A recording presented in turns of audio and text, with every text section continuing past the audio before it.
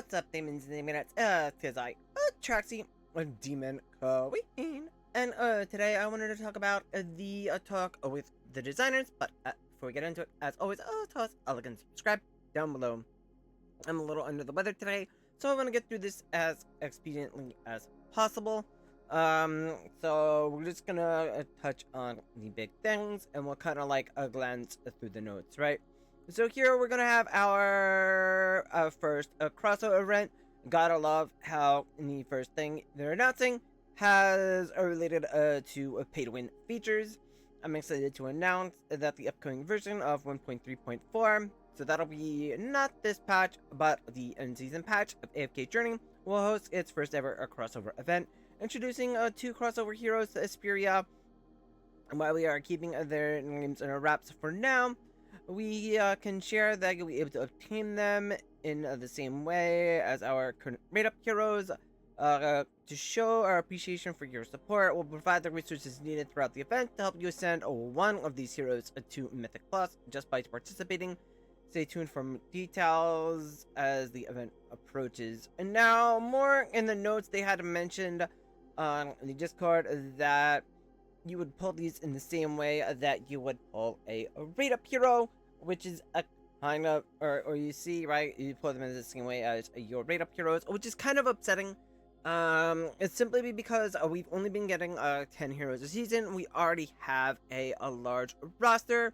This means we're gonna get 2 new heroes that we're going to have to pull for. Yes, we're going to get 1 to Mythic Plus, but realistically, if we have to pull them to Paragon for yeah, it's gonna be rough, especially with having 3 Celestial Hypogeans. If they wanted to do this and had only done 2 Celestial Hypogeans, I think it would have been okay. I think this is a little bit greedy on Lilith's part. So we'll see. A rumor is that it may be a fairy tale crossover event, but we'll kind of have to wait and see for this to get confirmed. I'm not too happy about this, especially, like I said, with having to pull 3 Celestial Hypogeans.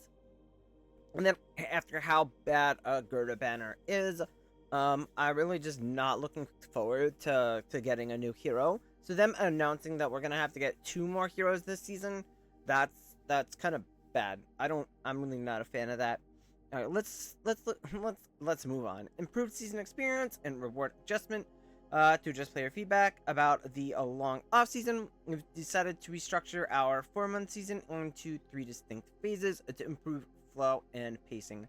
The first 2 phases will last 5 weeks each, the third phase of filling out the remainder of the season.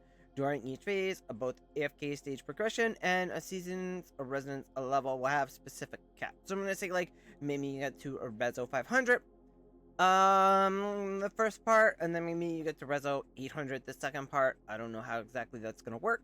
And once you hit the AFK stage cap, you'll be able to join a phase specific endless stages. So probably something that we would have in preseason back in Song, where if you played the preseason there, the starter story, once you finished stage 1125, you jumped into endless stages, and then you would just complete those and you would get additional rewards. I was doing that on my second account. I was leading the way, and then someone else is going to spend more, and then they kind of took over. So that's kind of what I expect to see from there. Yeah, at the start of phase 2 or 3, the previous phases endless stages event will automatically end. Players who have reached the AFK stage and a season level cap in the previous phase will have their progress, resonance level, equipment, magic charms, artifacts, season talents carried over to the new phase. Each phase will require unique resources and materials, and ensuring that all players who reach the previous phase cap start on equal footing. I don't know what that means if you didn't reach the cap. So maybe it'll be pretty easy to reach those stage caps. It could be interesting. Maybe it'll help to cut down on some of the RNG stuff that we have, or the PvE games that can be very difficult. Like on the first Primal Lord of the season, we had an issue where tank gear really came into play on this last Primal Lord. It was depending how far ahead you pushed ahead of the cap. Now I was like 2 weeks ahead of the cap, and I just barely hit Resonance 1000. I was able to unlock those extra Celestial Hypogean talents, but people who progressed even further ahead of me, like 3 weeks, they were able to unlock all the way up to like 39, and they did a ridiculous amount of damage. It's crazy. I think that this will be a good change in that area, so that you can compete for your top spots for your Primal Lord without too much worry from some BS coming from some other game mode, where you only have one chance for that internal inscription to get, say, your first place, or to get on the inscription if that's what you want. I go for first place, as always, so it'll be nice not to have to deal with that, hopefully, going in the future. To complement the new phase structure, we're adding more content and adjusting the current game modes. For example, we'll increase the number of Primal Lords to 3 and make a Titan Reaver part of the regular season gameplay. We'll also introduce more events and modes, which we'll discuss in the following segments. I'm excited for this one. This one is really, really good. I was saying when we had a Song of Strife, okay, we had Crystal Beetle, where's the red one? Where's the blue one? Okay, then we got like 2 Primal Lords back to back in waves. We got 2 Primal Lords back to back this season. Where's the other Primal Lord? So I think they could even up this to 4, to be honest. Maybe we go through the base story, we get the first one down, we get another one. So each phase, maybe we get a new Primal Lord. But hey, you know what? 3's good. Titan Reaver, I love this event. You do it once, maybe you do it twice during the week or whatever. You do it a few times, you can run it as much as you want. It's great for testing, it's a lot of fun. I'm glad this one's going to be sticking around. Definitely nice to have it there. It does give some nice rewards, and it's only weekly. And if you just want to clear it, there's no leaderboard. It's very easy to clear, so I'm excited for that one. Alright, in future seasons, each phase will include extra milestone rewards in addition to the usual seasonal rewards. That's fine. I'm always in favor of more rewards. Finally, near the end of the 3rd phase, we'll launch the end of season event, a Ravaged Realm, before kicking off the next season. I love Ravaged Realm. I think it gives him a really great rewards. I love that plus 25 token that we get. So yeah, I'm all in favor of keeping Ravaged Realm. This is something that I think is nice, because then you have something that's consistent from season to season, where you kind of like have that cap on the season. Alright, so then we're going to talk about Honored One in version 1.3.3. We're launching our first ever popularity contest, the Honored One. This event will unfold in 2 phases, giving players worldwide the chance to earn votes for free by completing event quests and casting them for the heroes they want to support. Preliminary phase, 27 heroes whose headwear isn't available in the game will enter the contest based on their final ranking.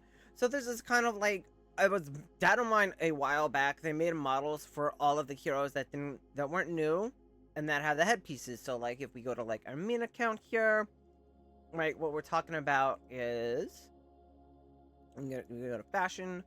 We go to where is it? Headwear, right? So we have all the chibis, right? The chibi plushies that we wear on our head. So it's basically going to be for a bunch of the heroes that we don't have, right? So say somebody like, you know, we could get maybe like a Shakir one, a Smokey one, a Muriel, Freyesto, Burial, Thorin, a Brutus, all the guys, you know, that were from the base game through most of a song there until they introduced it with a Lily May. Don't have the chibi hats, so we should be getting to unlock those. So it looks like whoever we vote for that, well, then we will get those at the end. Yeah, because at the end of phase 3, the top 3 heroes will earn exclusive titles, and the number 1 hero will receive a unique frame. All players who cast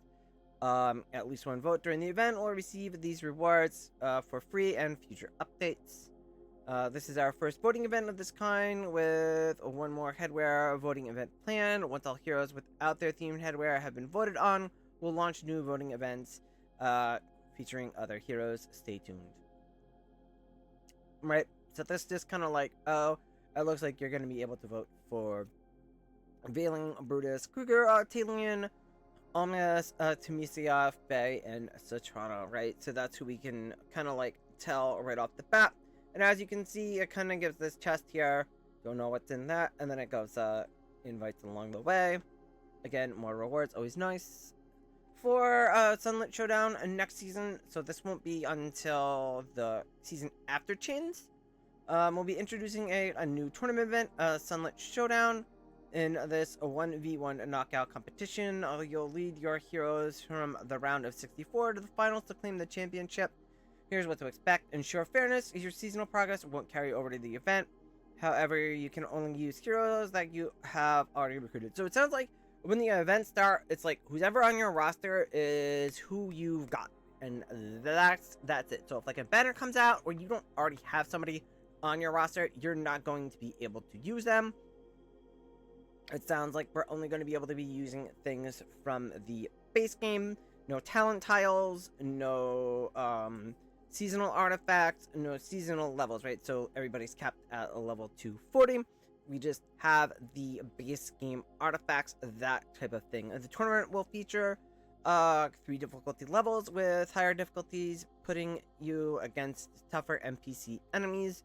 Each playthrough consists of up to 6 rounds of battles, 64, 32, 16, quarterfinals, semifinals, finals.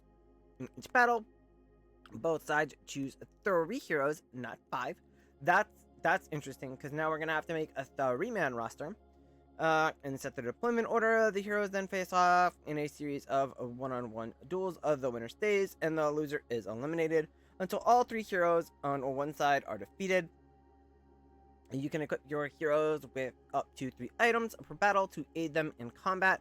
Defeating an enemy hero lets you loot their dropped items. So what it sounds a little bit like a Pokemon battle to me, in a way. So say like you want to put your strongest like single PvP hero out there, then you can give them some boost items.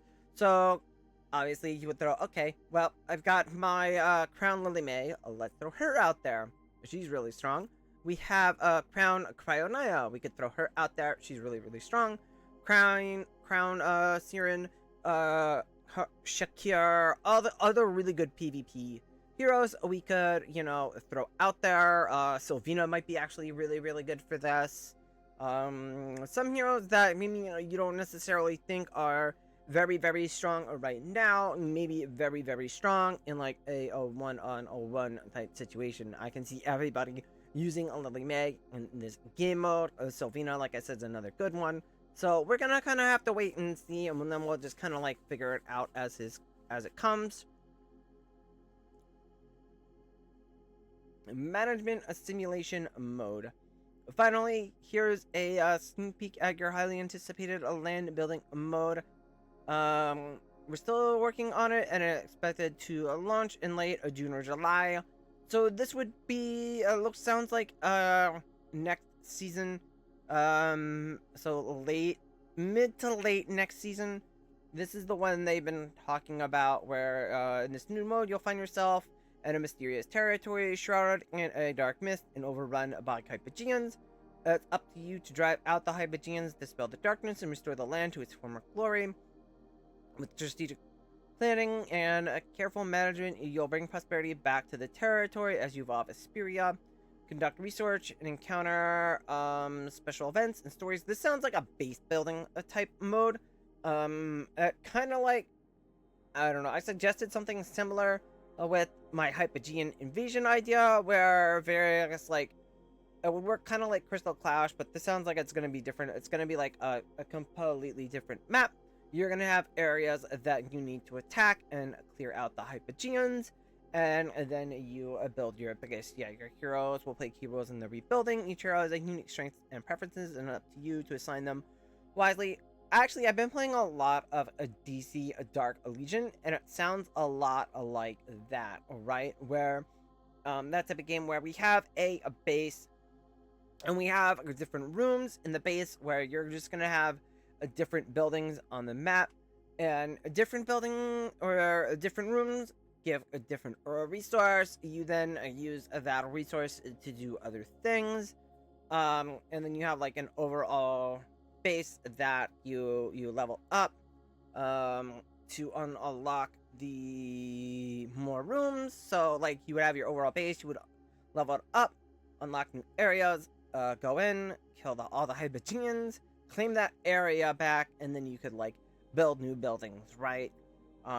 Something like that. And then you would assign your heroes to various buildings to get various buffs, right? So maybe like you can see him out of the forge here. He's blacksmith. He'll, based on his lore, he'll probably like have like a bigger bonus. So maybe like if we put someone like basic, like a Valen at the blacksmith, maybe he's like a plus 5%. We put like a Hugin there, he's a plus 15%, that type of thing. That's what I would expect to see. I would expect things like hero quality to then play a role in that bonus as well. And so if they're like maybe elite, they give like a little, epic, they give a little bit more, legendary even more. I don't know if the Paragon levels would play into that. It would probably cap out at S+, because it is going to be a PvE management type mode.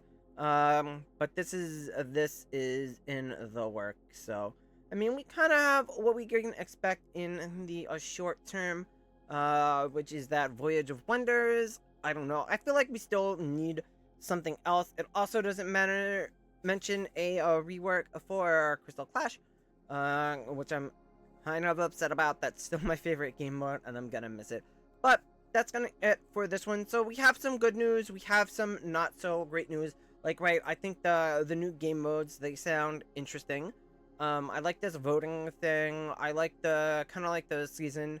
Some of the season changes and improvements seem interesting. I mean, it'll definitely mix things up. I mean, it's very, I don't know, it just seems very, very lackluster.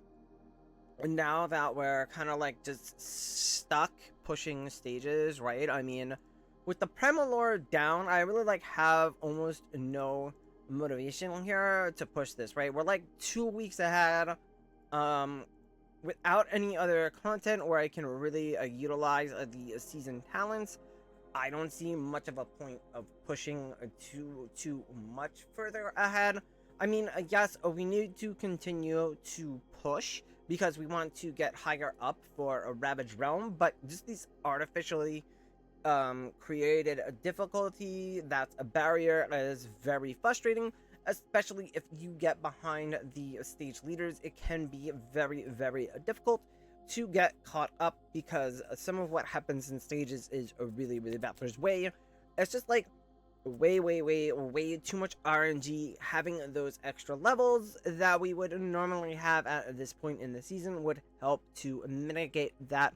I'm just worried about the effect that it's going to have on a Ravaged Realm with trying to have to get so far ahead to get this essence, because again, we're looking at, you know, it's 200 a node here, and then we have the node sinks at the end, so it's gonna be, I think, extremely difficult. We were barely able to fill out 4 for the end of last season. Ideally, we can get to and optimally use our resets, and we can go from there. So any improvements they can make to stages and the stage pushing meta, since this was kind of like the original, like, I want to say, content that they had planned, or content cadency, where we would just push stages and we would just endlessly push stages, but then everybody, you know, got too far ahead and they were worried about everybody's levels, but then they tie a bunch of other power to stages, and it's just an awful mess right now. So I'm hoping that the changes they make here fix it. So we will see. I'm just not over enthused about this announcement. I saved up my resources. I'm like, okay, I'm good. I mapped everything out. I started spending my yellow essence on other heroes, and now I'm facing to have to purchase more yellow essence where I really hadn't planned for it, and I didn't really plan on having to pull for 12 heroes. I don't know. It just makes me want to skip. It's just making me want to skip more and more. So we're probably going to have to do that going forward. It's only going to be pulling for multi-use banners. The niche banners, I'm probably just gonna have to stop pulling for it because I just can't do it anymore. But yeah, that's gonna be it for this one. Again, I just wanted to go over it kind of quick, even though this is a little bit on the long side. And I will catch you guys in the next one. Bye!